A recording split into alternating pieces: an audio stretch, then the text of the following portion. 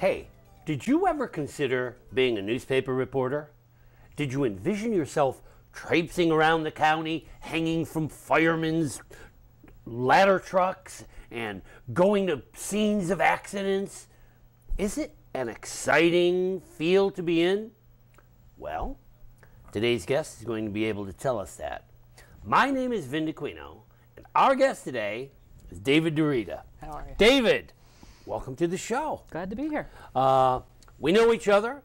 You have been helpful around this studio. You've done some great articles. I've been following your career. Talk to me a little bit about this thing of reporting. You're a reporter. Yes, I am. And you work for a paper called The Times. The Putnam County Times, yes. Putnam County Times. And you go around and you gather information for stories. My big question is, did this just suddenly happen? Or did it begin like high school years? Have you always thought of being a writer? I have thought about being a writer in some ways. When I was younger, I dabbled in a few things. I didn't necessarily write stories or anything, but I tried my hand at a little bit of poetry and just little things, but they never really came to any kind of epiphany, I think. I think it really kind of came about in college. In high school, I wasn't really part of any specific groups or any kind of... So you were not part of the literary magazine or the school newspaper? No. I was mainly focusing on scholastics. I was just trying to be sure my grades were good and just try and get through school. I was part of the drama club in my senior year, though. Oh, well, that's good. Or at least I took a theater class. But yeah, it really came about in college, I think. People ask me all the time, if I want to be a writer, do I have to go to college? Will I learn anything there that has to do with writing? Will they? That depends, I think. I've heard so many things about so many people who would go to maybe 1 week of college and drop out because it just didn't work for them. That it wasn't their vision, it wasn't their way of doing things, and they found their own way. I went to college partly because it was kind of the family thing. Me and my brother were the first in our family to go to complete college, and it was just kind of the thing we were expected to do. Yeah. While I was in college, I, like so many others, were just trying to feel our way through things and just kind of get a sense of what our major was going to be and just what we wanted to do. Now, your major was communications, That's right. Yep. So what does that mean? A communications major, what are some of the courses that a communications major takes? That actually depends on what your concentration is. I took a productions concentration.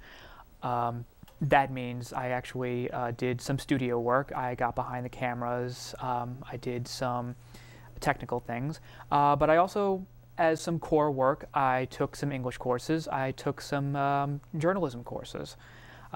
So I was actually involved in all aspects of communication, technological as well as the writing. Did you have a favorite course, a course that made you say, there, this is what I'm here for?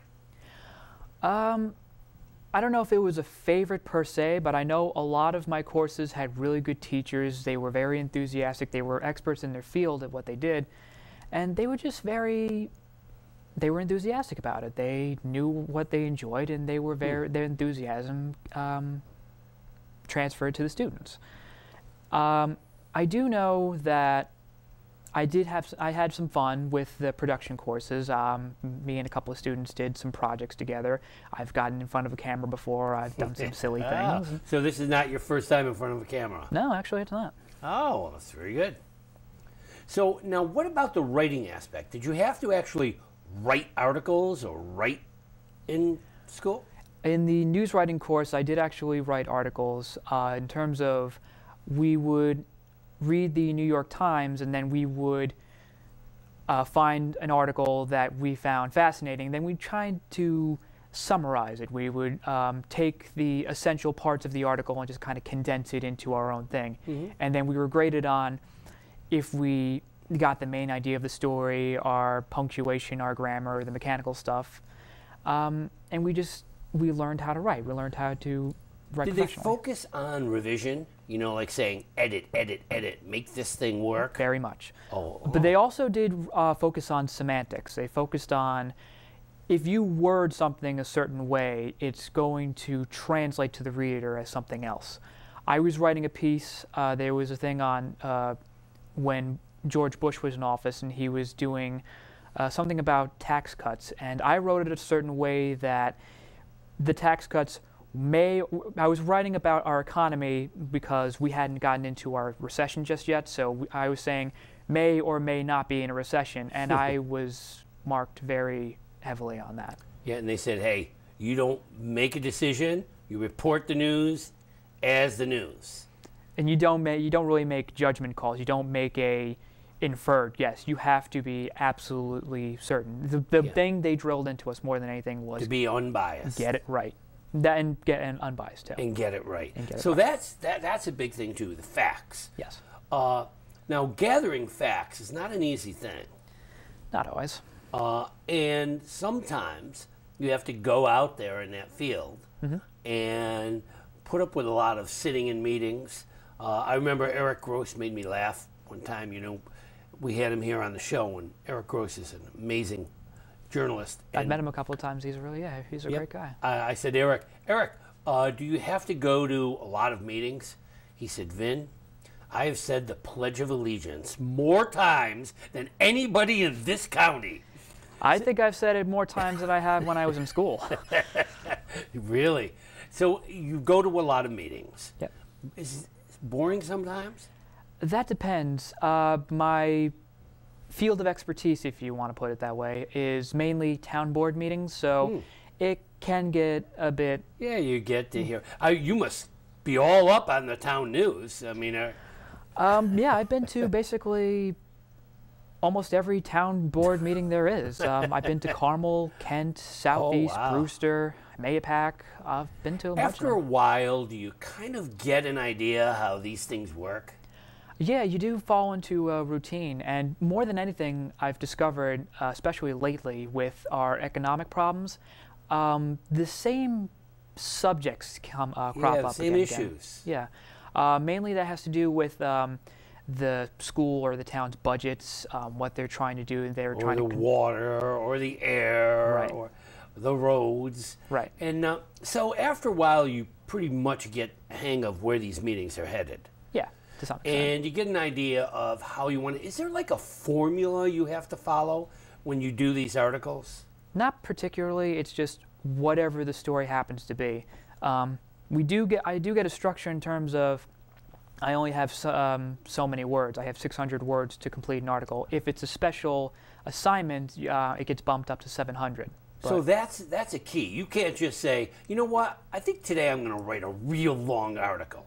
Yeah, you have to. That is one of the also, in addition to getting it right and knowing what the main story is, you have to be sure it's concise. You have to be sure that that there's no inappropriate thing, that there's no extraneous details. And there are a lot of things, especially with the very long meetings, that I have notes on a bunch of things, and some things I feel could be important or could be interesting to the reader, and I have to leave it on the cutting room floor at the end of the day.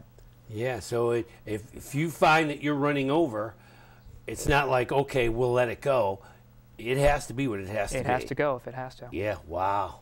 So did you ever find yourself in a situation where you say like, oh my God, I'm going to have to cut out some real important stuff, and you have to really sit and labor and decide what has to go? Yeah, sometimes you have to juggle a couple of things. You have to say, is this something I can edit out? Is this something I can put in?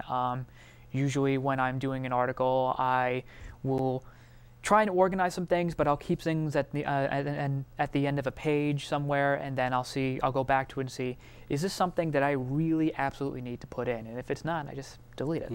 What about turnaround time? You go to a meeting, you take notes. When does that article have to be in? As our general schedule, about Friday or Thursday or Friday, mostly Friday. So you go to a meeting on a... That depends. It could be Tuesday, Wednesday, or Thursday. Oh, usually. so deadline's a deadline. So if you go to a meeting on a Tuesday, it has to be on Thursday. If you go on Wednesday, it still has to be on Thursday. Yeah, whatever that deadline time Yeah, if it's is. on Thursday, it has. Well, it's mainly Friday, Yeah. and if I go to a Thursday night meeting, I still have to get it in by Friday. Wow. Wow, I you must can- hate Thursday night meetings. It can be very tricky, yes. Yeah, it can be tricky. You have to do it. So now where do you do it? I mean, you take your notes and go home? Yes. And you have like a computer set up at home, a spot where you do your work? I have my laptop and I take my notes. The way I go about a meeting is I have my notebook with me. I jot down some little notes, some main ideas that have been said by certain people. But the thing that I'm very thankful for that I've been using for a while now is a tape recorder, a battery-operated little portable tape recorder. And I have that with me, I have that beside me, and I just listen to the meeting, and it's all recorded. And it's really great for, especially for things with quotes. And quotes, as you say, if you have to get it right. So if you talking about to somebody, if you're saying, if you're repeating something that somebody said, and especially if it's something that's it could be controversial, it could be, if you take one word out of context, it could change the whole sentence, the meaning of it completely. So it has to be done right. I often use tape recorders for my books for that very same reason. Sometimes when I'm conducting an interview, I don't want to be sitting there taking notes, focusing on my notes instead of on what's being said. I want to do what we're doing right here. I want to go eye to eye. I want to talk with you. I want to hear what you have to say. I want you to be able to go inside and think about what you're saying. And I want to think about what you're saying. So I put on the tape recorder, let that do the note taking. Then I go home and I listen to it back. Sometimes I play it over and over and over again. And you find yourself doing that? A lot. Yeah, yeah. Because you're right. You want to get it exact. You don't want to misquote anyone. Right. And you want to make sure that whatever they said is what you're getting. Yeah, that's good. So then you write it all up. Now, does anyone else proofread this? Do you have an editor back at home base? Not at home. I actually work under a managing editor. Okay. She gives me the assignments. She emails me, there's going to be a meeting tonight or there's going to be a meeting this weekend, and I go to the meeting. Usually I'm my own proofreader. I will write up a story and then I'll just give it a look over to see if there's grammatical errors, if there's something that I might have missed, or there's something that just doesn't look like it's in place, and then I'll send it to her, and then she'll look it over. She'll make her own corrections if necessary. She'll make her own editing things. I've seen a couple of my stories where things weren't completely the way I've written it, and that's how So they depend on you to get it right. Yes. Now, how many reporters are there? I mean, is there like a whole lot of reporters out there, and then Friday a whole bunch of articles come in all at the same time? And I'm actually not really 100% sure what our staff is, but for the most part, I've seen it's just basically my editor and me who are doing most of the stories. So you pretty much do your thing. David, I always get a kick out of you because when you work in the studio for us and you go about doing your jobs, you're like a shadow. You know, you in and out. It's like you're not there. And is the job done when you're done? It is. And somehow you quietly go about doing your thing. When I thought of the idea of having you here, I said, wow, he's awful quiet. How's this interview going to go? And when we sat down together, I was flabbergasted because there was another David inside there. Somebody who, when it's time to get up and go, gets up and goes. So this shadow of David must come in real handy at meetings, because don't you have to kind of like blend into the woodwork so that you don't disrupt the meetings at all? It helps to some extent. I do try to keep some kind of presence. I'm usually the guy who's either the front row or the second row. And especially with the tape recorder, I have to be as close to the speakers as possible. So I'm not completely blended in, but I do try to not. And they're aware that you're there. Yes. But you don't make a big issue. Now, after you get done taping, do you ever find situations where you say, oh my God, I have to go talk to that guy again? And you go there and say, look, you were saying something. Do you clarify points to make sure if there's something that you're a little fuzzy on? Absolutely. Yeah, I find myself, sometimes when I do the recordings, I hear back and go, whoa, wait, what did he mean by that? And I take phone numbers, and I call and say, listen, you remember I interviewed you.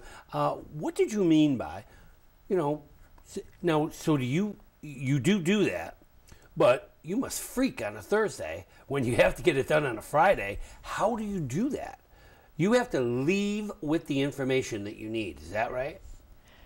Yeah, a lot of times what I have then on that night is going to be what I report with. Not always, though. If there is something that does take a little while longer, if there's something that needs to be clarified, I've been to a lot of meetings where I've had to learn, and this is part of what's interesting about the job, is it's a learning experience about things you would never in a million years think you'd have to learn.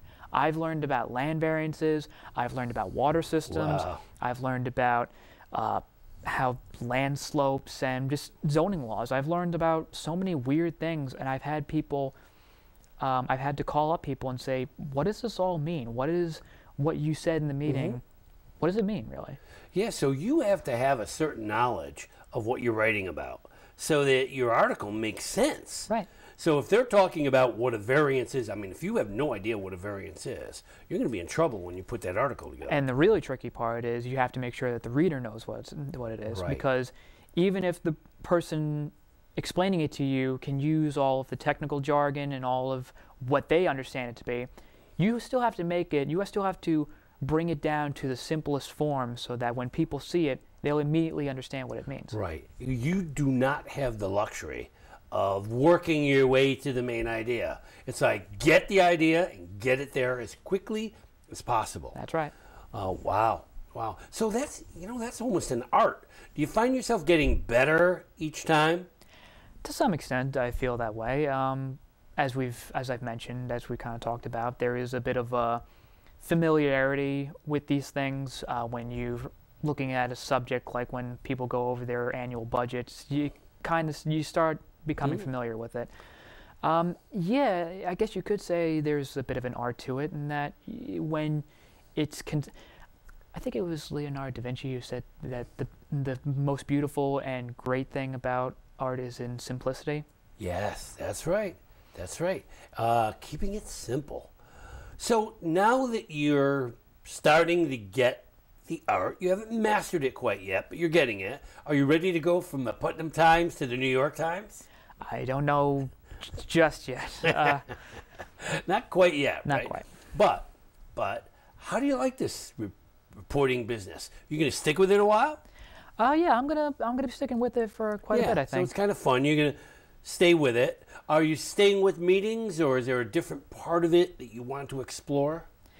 Well, it's not just meetings that I do. A lot of times I'll also go to public events, or I'll do investigative pieces. I've been to festivals, other kinds of meetings. I've been to book signings. Yeah, yeah. So in addition to just the regular government stuff, I've also been to the fun stuff, the lighter stuff. Do you have a favorite? In terms of In terms of assignments, what kind of assignments are you like, yes? a lot of times I do like the lighter stuff. I've been to, like I said, festivals. There was the Halloween Pumpkin Festival I did at Chamber Park. I actually have been on top of a fire truck. Oh, see, there, you were taking on the photos. fire truck. I told you, it's exciting hanging from that ladder. Yeah. So that's kind of fun, and you're in the middle of a whole lot of things. I mean, Oh, yeah. you go where the action is. And you meet a lot of people. You Yeah. meet, you just, you go into the crowds and you just pick someone out and you say, how are you enjoying yourself? Is there something that you really like about this place? And you find out, oh, by the way, I just had a kid like a couple months ago and they're introducing me. And I'm also a photographer. I take a lot of my own photos. And I'm taking pictures, I'm taking photos of people having a good time. So you're responsible for some of the photos in there as well. Yep. So you have to take photos and you have to put the article together. That's right. You've done some great work. I love what you've done with some of my articles. I appreciate that. Yeah, you've done a great job. So, so you're here, and will you go to a bigger newspaper eventually? I'm not really sure. I have to say that my job at this paper is actually a freelance position. I'm okay. paid per article, so it's not really what I call a day job necessarily. Yeah. So there's not a lot of money as a freelance Right. writer. So you go out and you get paid per article, so you have to do a lot of articles, get it all together. So your goals may be to get a full-time position? Either in this profession or somewhere else. Okay, and when you say somewhere else, different kind of writing, like maybe magazine writing or something else? It could be. I'm actually thinking possibly I'd like to write a book or maybe a screenplay. Oh, write a book? Talk to me about that. Write a book about what? Non-fiction? Fiction? I'm thinking mainly fiction. Really? Do you have a storyline cooking in that head?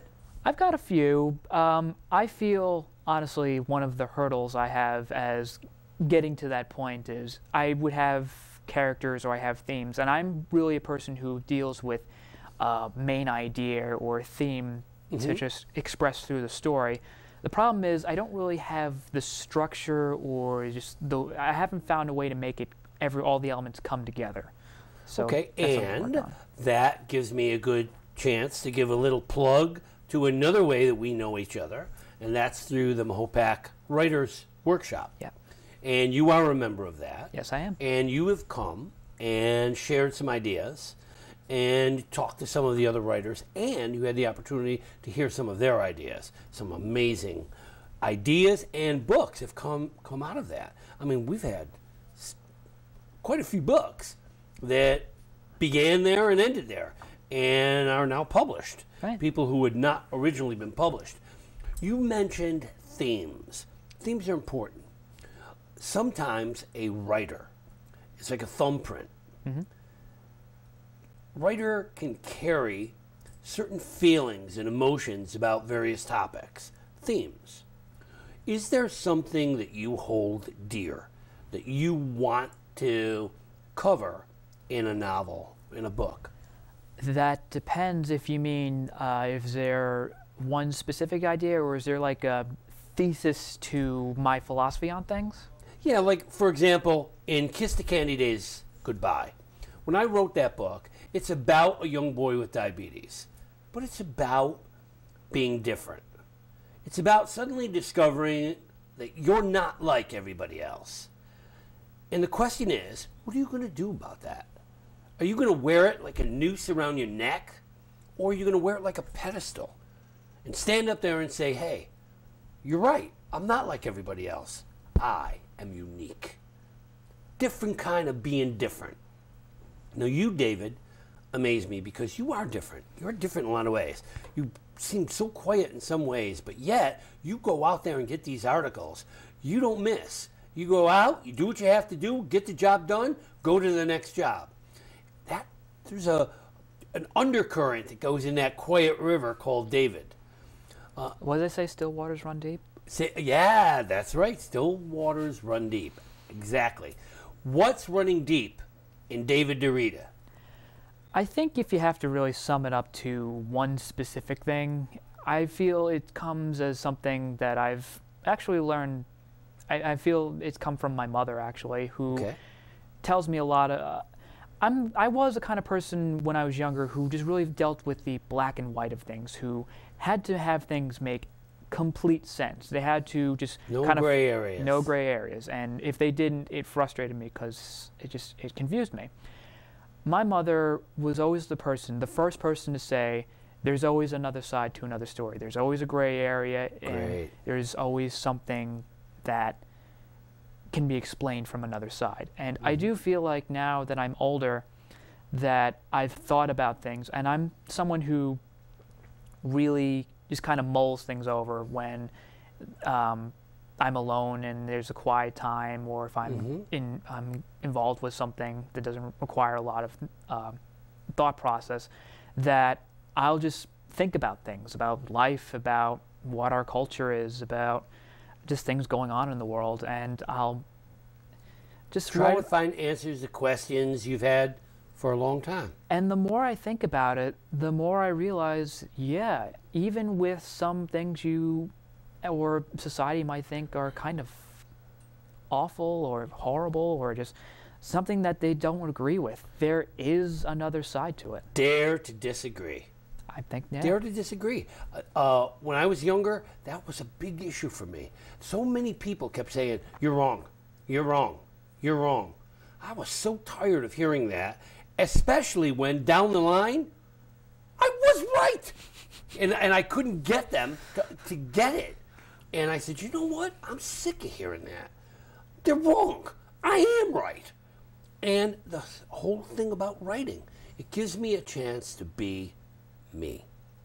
Gives me a chance to go in and do exactly what you're saying. Mull over some of these things and say, they don't get it. I do get it. They don't get it. And I need to get that message out there. Well, I think also that even if it's something, and there are some things in life that no matter how much I mull over, it's just kind of something that just never really will have the definitive answer, or at least not now. But I think that if you present it in that different way, it starts the discussion. And that I feel like we don't really have anymore. I mean, we really have, especially with something like politics, where it's the reds and the blues. Yeah. It has to be the one side. It has to be the other. You're a liberal or you're a conservative. And if you're not in either of those camps, absolutely, then what are you? It's like, no, Boy, that's not how life works. What a great way to bring this to a close a little bit. David, if you could leave us with a final thought, what would that final thought be? I guess as far as just life in general goes, Find out who you are, find out what you believe in, and stand by it. and keep your mind open. And keep your mind open. Well, you've heard it from David DeRita. You need to keep your mind open. You need to get a sense of who you are. Go find something that turns you on. It could be reporting. What kind of writer are you? Well, we're going to meet a whole lot of writers on this program. For now, we are really pleased to have met David DeRita. Thank you for tuning in to Let's Talk Writing.